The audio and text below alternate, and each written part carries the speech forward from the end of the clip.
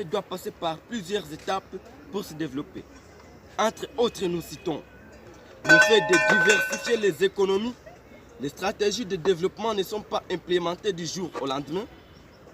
On doit arrêter la montée des inégalités, rendre les finances durables, améliorer les institutions.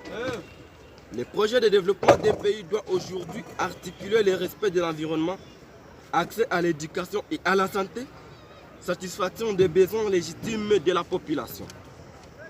Pour faire sortir la République démocratique du Congo de la pauvreté, il ne faut pas seulement ce que je venais de citer, mais il faut aussi préserver les personnes de la pauvreté, une gouvernance pour des sociétés pacifiques, justes et inclusives, prévention des crises et résilience, environnement des solutions de développement fondées sur la nature, une énergie propre à un coût abordable, autonomisation des femmes et égalité de genre. Améliorer l'accès aux services essentiels, valoriser le capital humain et favoriser un développement territorial, économique et équitable, protéger et valoriser le capital naturel, placer les jeunes et les femmes au cœur du développement du pays.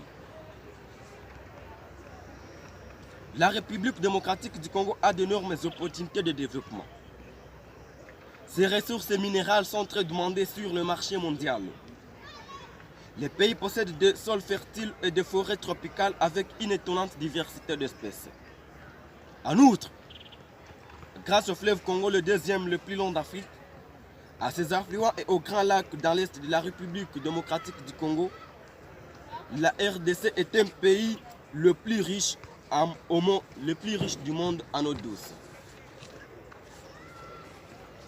Par son plan national stratégique de développement 2019-2023 et dans la logique des agenda 2030-2063, respectivement des Nations Unies et de l'Union africaine, la RDC s'est engagée dans la lutte contre la pauvreté et les inégalités, ainsi que la réalisation des objectifs durables.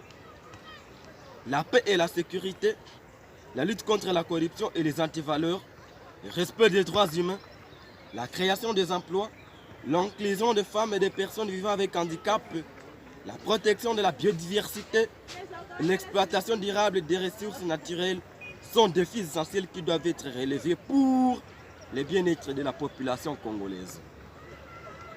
La RDC est notre Congo, c'est notre pays. Nous devons les porter dans nos cœurs.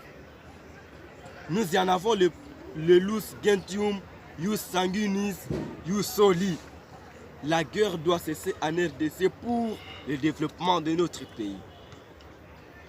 Le développement constitue donc un processus multidimensionnel qui implique non seulement des améliorations des revenus, mais aussi des changements dans les structures, les institutions scolaires, administratives et dans une certaine mesure des altitudes populaires, des coutumes et des croyances.